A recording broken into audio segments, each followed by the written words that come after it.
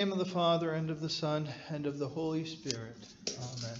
Lord, grant us concentration that we may learn, listen, understand, and have a peaceful mind, and remember that you're with us always. Amen. So this is the second video that is a review of the material we covered in class related to the background on coloration. Okay? And so thus far, we've talked about two of the three important principles, if you will, that are related to our perception of color. Okay? And the first one of those was the nature of the light. What type of light is being shined on the object that we're observing? The second one was the nature of the chemical, how the chemicals were able to absorb light energy, depending on the wavelength, depending on the amount of energy. So this is the third part of perception, which is our actual response to the light. And I think most of you are aware, and this should be reviewed, that the eye is the sensory organ that's responsible for collecting stimulus related to light and its presence there. So if we look at the general overview of a light, of the eye, we can see that the light will enter through the iris, or through the pupil, and on the pupil, around that is the iris. This is where the color of the eye comes from. And the movement of the muscles in the iris will open or close the pupil in different amounts to allow more or less light to enter depending on how much light's available. As it passes through there, it then passes through the lens. And the lens's job is to focus light on the retina being the location of the sensory or the photoreceptors. And so the lens itself will act to focus the light on there. And it's not a solid lens like you'd think of in glasses or in a telescope, but it's a flexible lens that can be changed in shape to allow focus and be able to see at different distances. So the third part of this then is the retina, and this would be the lining of the back of the eye, which is the region of the eye that actually contains the photoreceptor cells. Okay? It also contains the nerves, the optic nerve being the sort of sum of those nerves, and this is going to be the location where the impulses as a result of the light hitting the retina are sent to the brain to be interpreted. So we could actually say that it's the brain that's actually seeing, just using the eye to collect the information. And on the bottom image here, we see a close-up of the retina. And so this is the back of the eyeball here, and this would be the direction from which the light is coming. And so I think you should be able to see that it passes through nervous cells to get to the photoreceptors. And there are two types of receptors, the rods and the cones. And each has a slightly different function in the perception or in the ability to collect signals to send to the brain for sight. The rods are able to function more in low light. They don't see color, but they collect light, or more sensitive to light, and allow us to see at lower lighting situations. So when there is lower light present, you'll notice the colors have a tendency to sort of drain out. That's a result of the cone or the rods primarily functioning to collect what little light's available. Animals that can see in the dark have a very high concentration of rods that allows them to collect more light. The cones, on the other hand, will function primarily in bright light.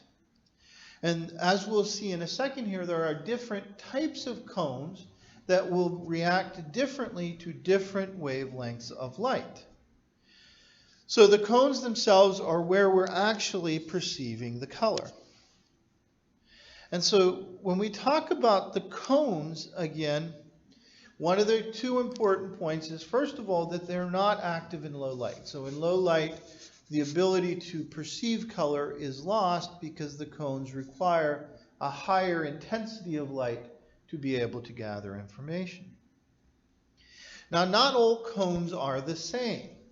And so we actually, or it has been designated, there are three different types of cones, L, M, and S, or long wavelength cones, which primarily collect light in the higher wavelength. And so you can see they're peaking out here at about 560 in the yellow wavelength of light. Medium wavelength cones, which will collect light or react with light at about the 530 or in the green range.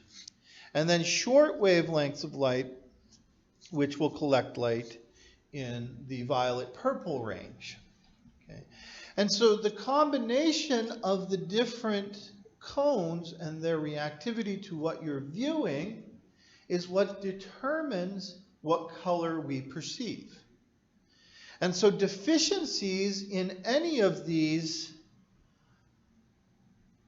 cones can lead to color blindness. Okay, the most common types of color blindness are red-green color blindness, where a deficiency would be present probably in these range, which will prevent us from differentiating between the reds and the greens, or the blue-yellow type, in which we're more likely looking at the short wavelengths as being. So the loss of proper function of any one type of cone will affect how we are able to collect or perceive the color. And so there are simple tests to be able to test that. So in each of these 6 images, you should be able to see the number. And I'll give you a second to look, and we've already done this. But if you're looking at this, you should be able to see a 29 right there. Okay. You should be able to see a 6 right there, a 56 right there, 25, an 8,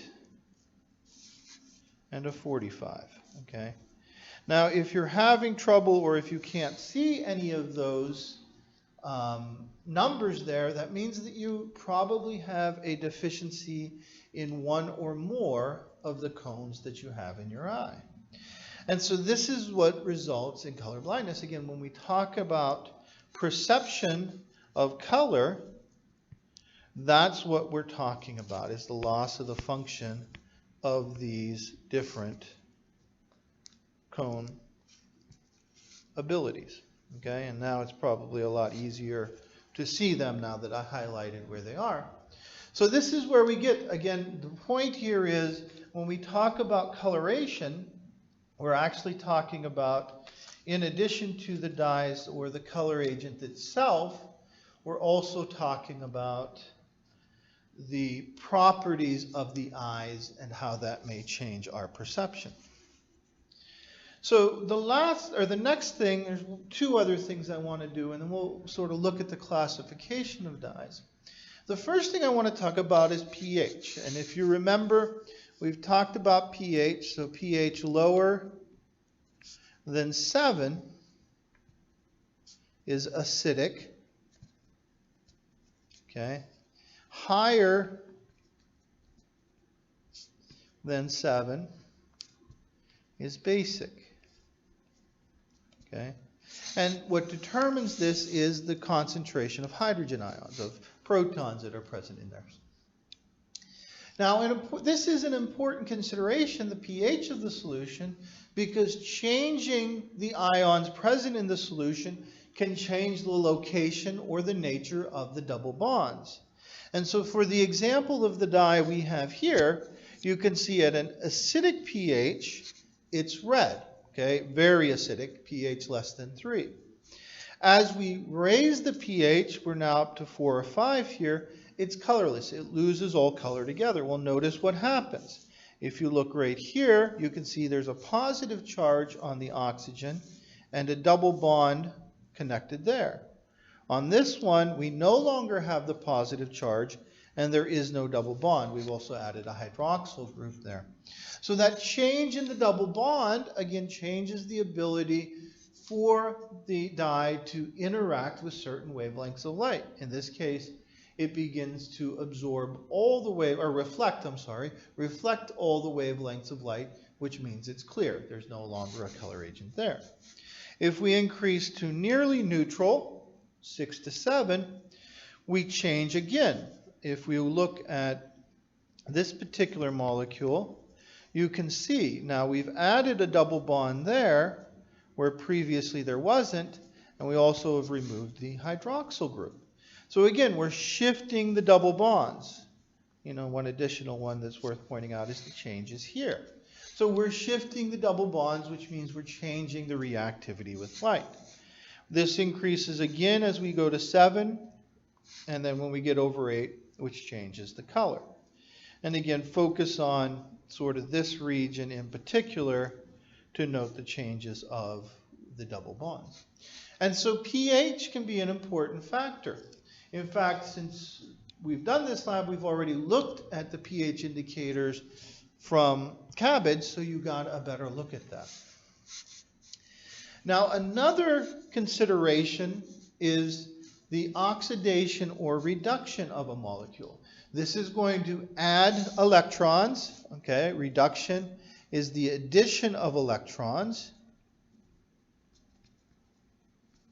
And the oxidation is the loss or losing electrons, okay? And this is going to change again, back to those double bonds. And so the example we have here is looking at a molecule similar to indigo. We'll look at indigo again, but you'll notice what happens. Up here, and I'm focusing on this center one, okay?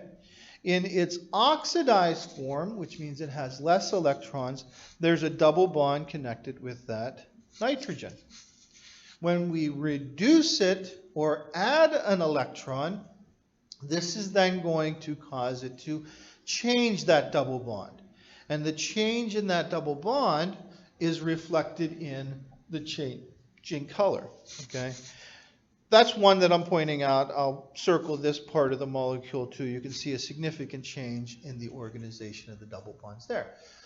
Again, the point is by changing the double bonds, we're changing the ability to excite the electrons or absorb energy at particular wavelengths, which means we're reflecting back different wavelengths, which means we're changing the color. So this is what we look at when we talk about the chemical nature. It really comes down to this, the double bonds and how they're going to change. When we talk about natural dyes, okay, the sources that we looked at, and again, I think it's good to redo this lecture now because you've seen in lab, okay? Some of you had used stems, okay? The people who did ivy, for example, you used the leaves and the stems, and we got out of that. We're going to do a little demonstration with madder root. The roots itself are where we collect it, so the roots are an important one. Of course, one of the most obvious is the flowers, because they have a lot of different colors that are present in the flowers, and that's going to represent different potential molecules that are present there that may be isolated. And the final one are the seeds, sometimes in the seeds. And again, in lab, we looked at acorns. One of the groups used avocados with the pits being included to be able to get some color. Beans, black beans were included there. Now, animals, there's much less common as far as dyes go. The little bugs, the cochineal is an example where we can get purple dyes out of.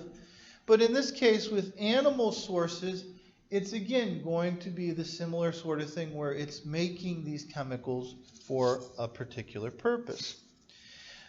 Metal ions, copper is always one that is important because copper has a blue color. If you think of the Statue of Liberty, it's copper at least partially on the outside, but as that copper is oxidized, again, coming back to oxidation, it changed into a greenish blue hue.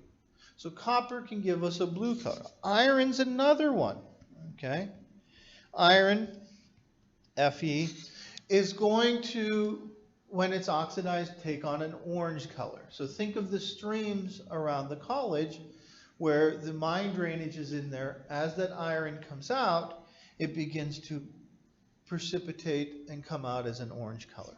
That's because, again, it's being oxidized. All right, so how do we achieve, or how do we collect these dyes? Okay, one of the things to keep in mind, we've mentioned this earlier, that dyes have to be soluble in a solution in order to be effectively used. And so most of the dyes that are used commonly are going to be soluble in water. So the simplest way to isolate most of them is simply to use boiling. Okay?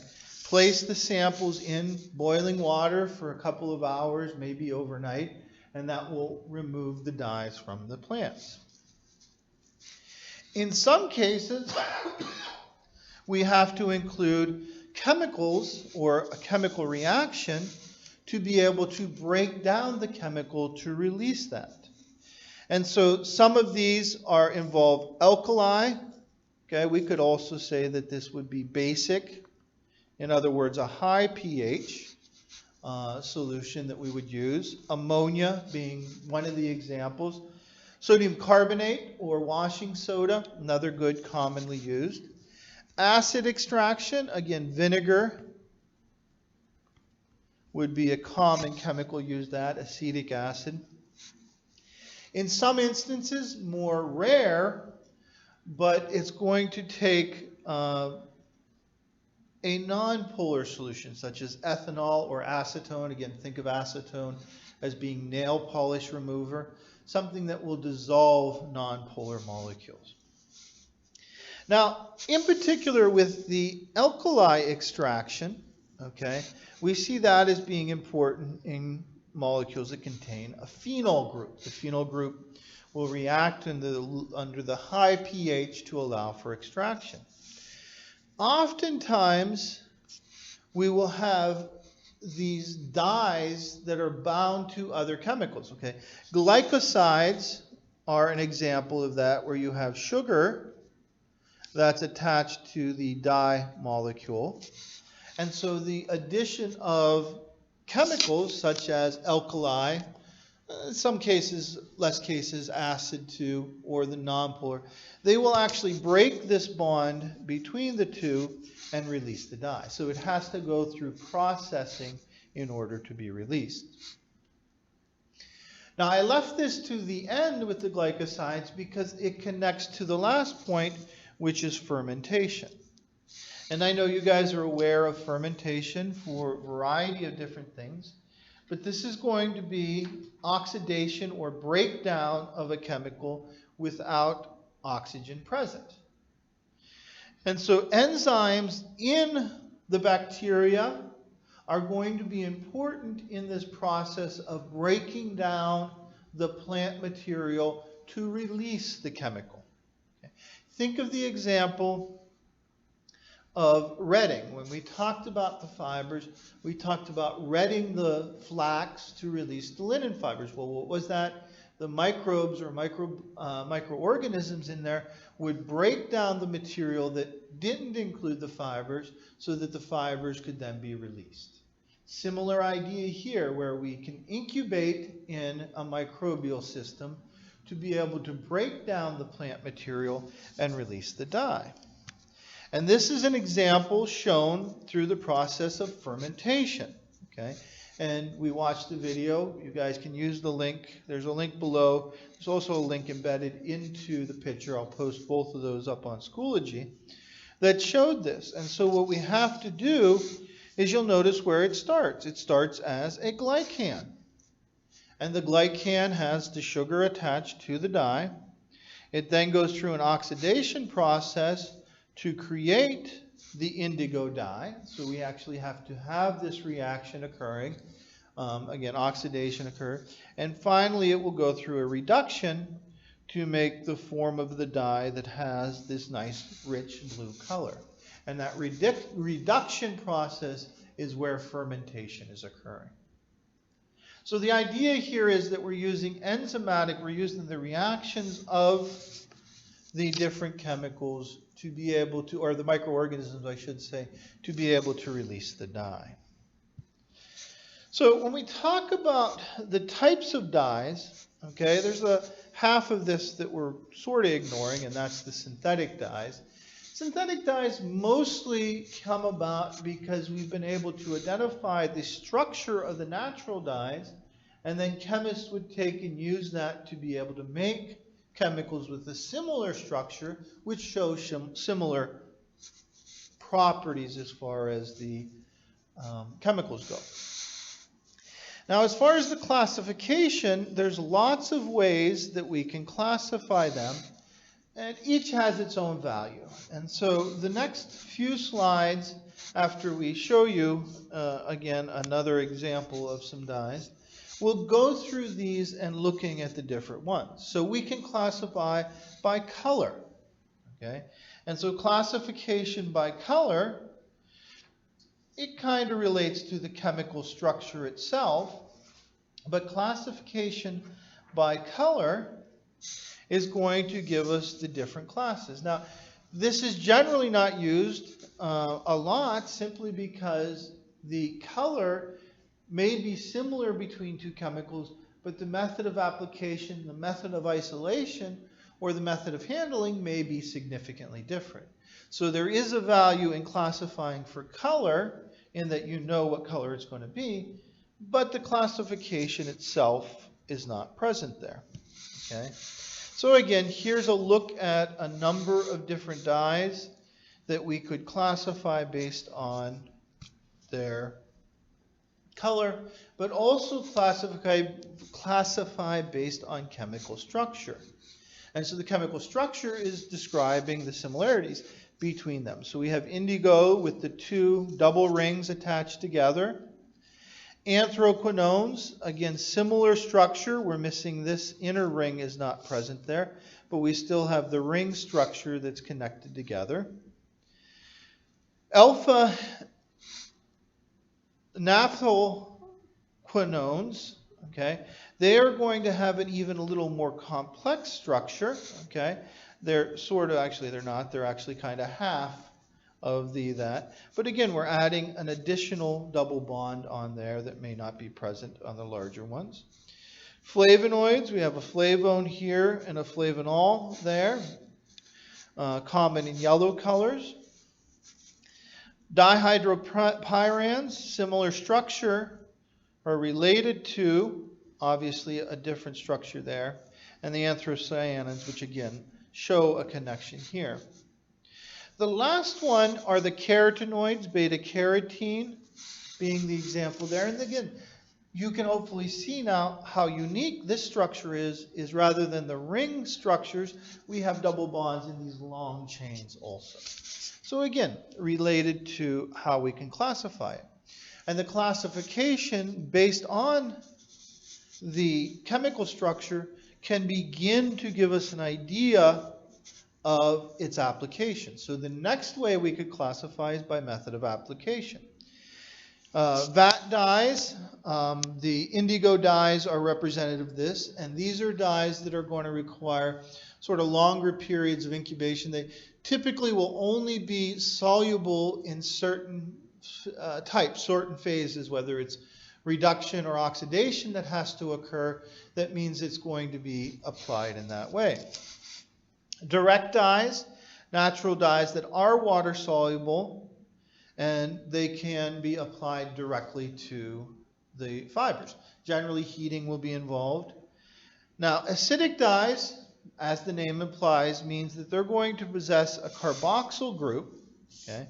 And so the carboxyl group, I'm showing you a carboxyl group right there, simply means that they're going to be able to bind best when applied in an acidic condition. Okay. Now, basic dyes kind of would include this, seem to incline you to the opposite. Basic dyes are going to contain nitrogen groups. Okay, I have it as NH2 or an amine group, but the nitrogen groups are going to be present there, which means that they have a basic characteristic. They when put into solution, will raise the pH. The common thing that's used with those are vinegar as a dye. So it's actually an acidic condition that we're applying it in. So that's our classification of dyes. I mentioned this in class already, that I don't expect you to know the specific structures, but at least have an idea of the different qualities and why we could classify in the different ways. So the mordants are on another video that's already been posted, so use that video to move forward. We're going to be moving forward with a consideration of how dyeing is done as our next lecture video. Okay. Thank you for watching this, and if you have questions, please post them on the Schoology website or contact us. Thank you.